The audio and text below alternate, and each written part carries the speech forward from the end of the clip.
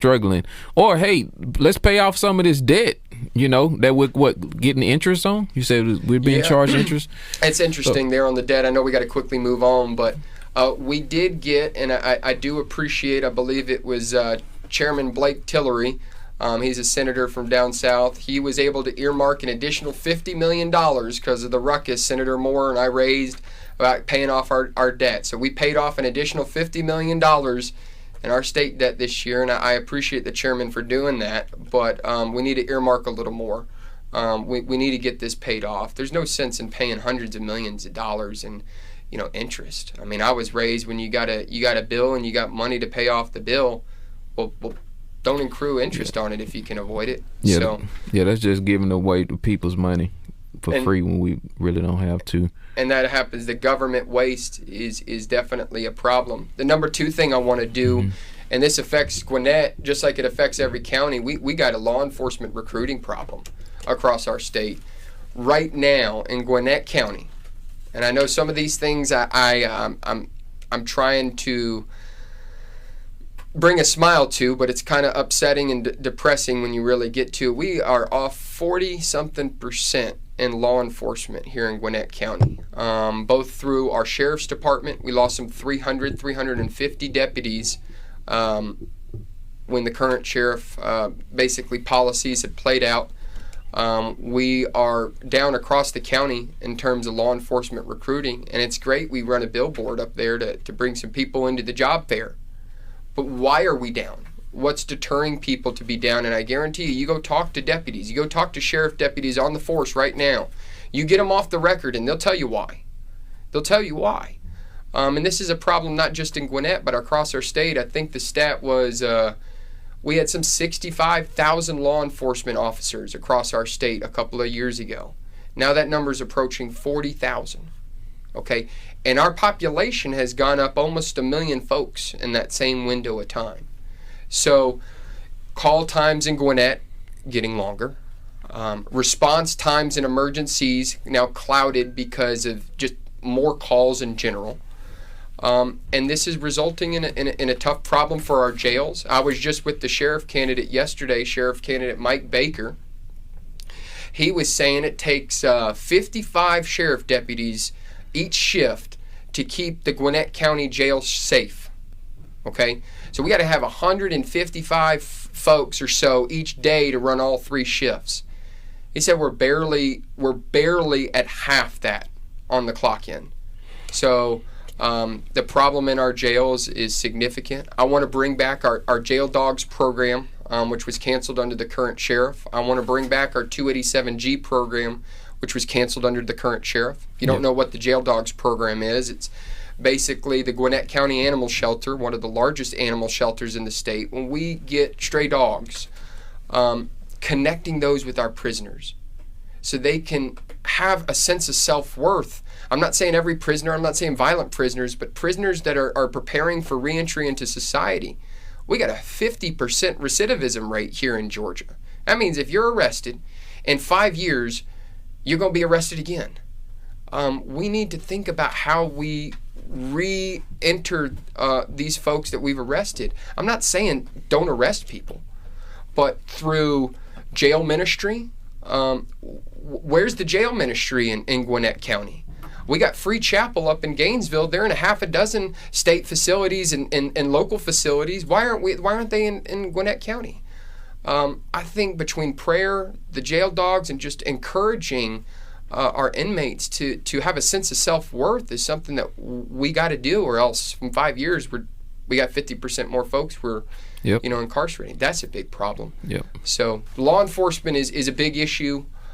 School safety is a big issue. I wish there were silver bullets to fix these issues, and unfortunately there's not. And the third thing, Antonio, is I don't think the type of mentality that I'm sharing with you, we're going to go down there and get a bunch of bills passed with this. You and I were talking between the break, and politics, they'll kill your bill in a heartbeat if they know it puts pressure on you, if they know it hurts you. So my goal is, I want to eliminate the state income tax, and I want to make Gwinnett safer, but I want to bring awareness to the swampiness. I got boots on right now. I got a foot of swamp So that's down there at the Capitol every day. We go down there. All right, so let me ask you. So the 3 words I had wrote down while you were doing your introduction. One was courage. The next one was morals, and the last one was the future. So when people like us speak of the swamp, we are just talking about the culture around the politics, you know, at the Capitol, and it extends out. So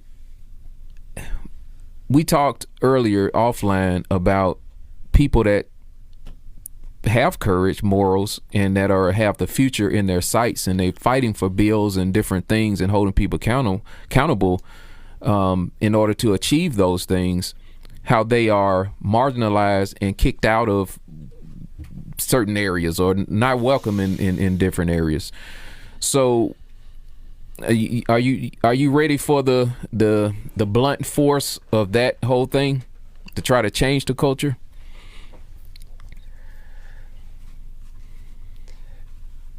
As an entrepreneur, you try and be ready for what you can't predict.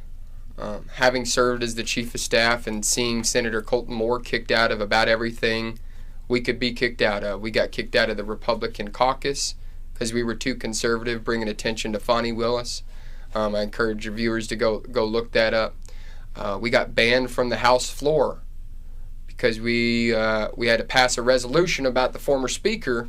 We were naming a building after him up at the University of North Georgia, and we spoke some truth to that power, and the current speaker didn't like that too much.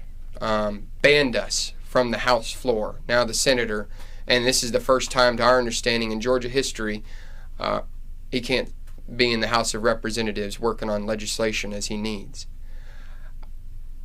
I'd like to think that, you know, with the breastplate and the armor that God gives us each and every day, I try and remind myself to put on, my friends to put on.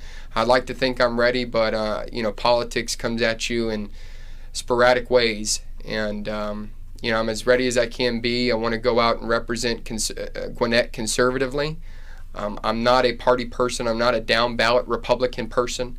I will vote my conscience how I believe Gwinnett County should be represented, and that doesn't mean doing what I'm told. And unfortunately, when you don't do what you're told in politics, there's consequences. So when you say do what you're told, that's by the power structure?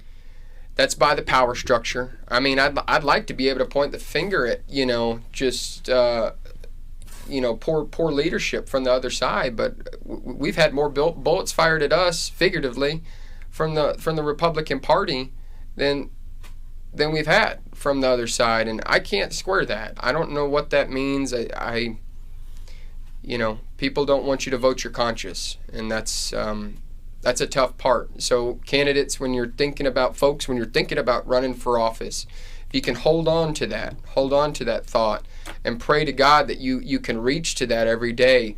Otherwise, it's just a matter of time before you get corrupted. Yeah. And there's a lot of that happens, especially for first-time freshman candidates that get into office. So I got a picture up. As you can see up on the screen there. That's a picture of what's called the Praetorian Guard.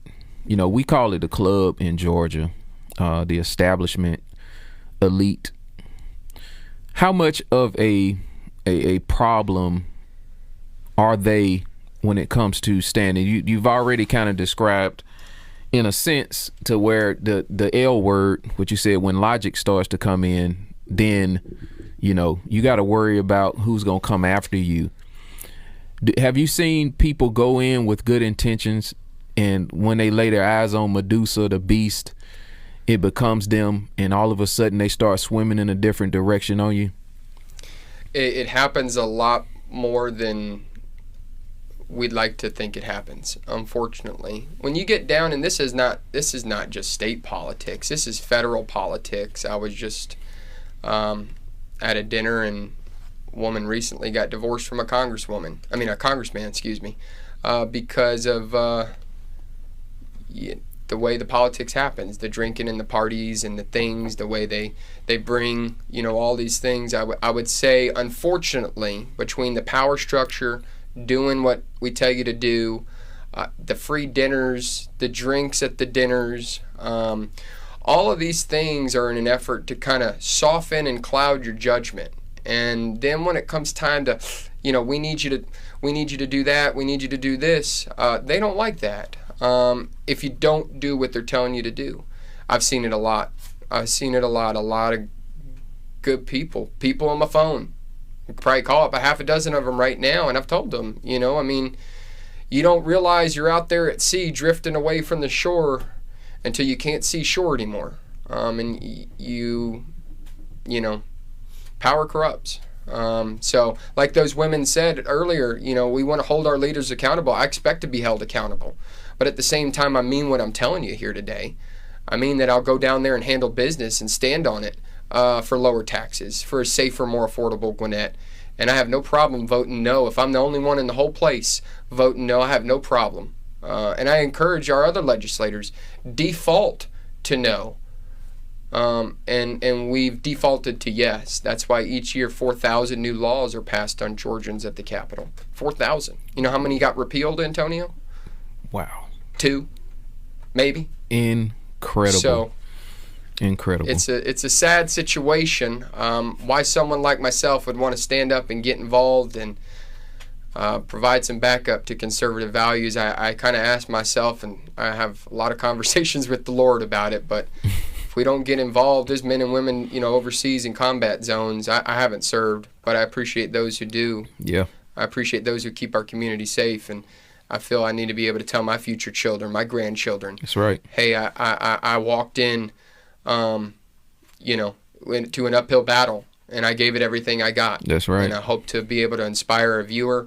If you're thinking about running next cycle, please dig in, pray on it, and strongly, make some action happen, because just talking about it, complaining to your family members, that ain't cutting it. No, that ain't gonna get you nowhere. Well, Michael, it's been great having you here. Tell the people how to follow you and how they can contribute to your campaign and keep up with what you're doing. Well, I definitely appreciate the time. If you've enjoyed what you heard, if you believe in what you heard in your spirit and your soul, please go to Michael, FORGA.com, and make a donation on there. A lot of our friends and family have already maxed out. We're about $17,000 behind where we need to be. So whether it's $100 or the legal limit in Georgia is $3,300, if you can support that, I promise we'll go down there and fight for you if I'm elected. And I appreciate all of those who are watching, who have supported us, who have put signs out. We got the whole district covered right now. I've seen my opponent have one sign out. So she thinks she's got it in the bag, and, I'll leave the rest up to the Lord. So if you'd be willing to support, michael4ga.com/donate. And thank you, Antonio, again, for having folks like me on the show. Believe it or not, last thing, I can't even get the Gwinnett Daily Post, the only newspaper in the county. I can't even get them to respond to my emails. So, thank you for folks like you. You mean, look, we got a local fake news, man. I told the people earlier, and I've been screaming this for a while.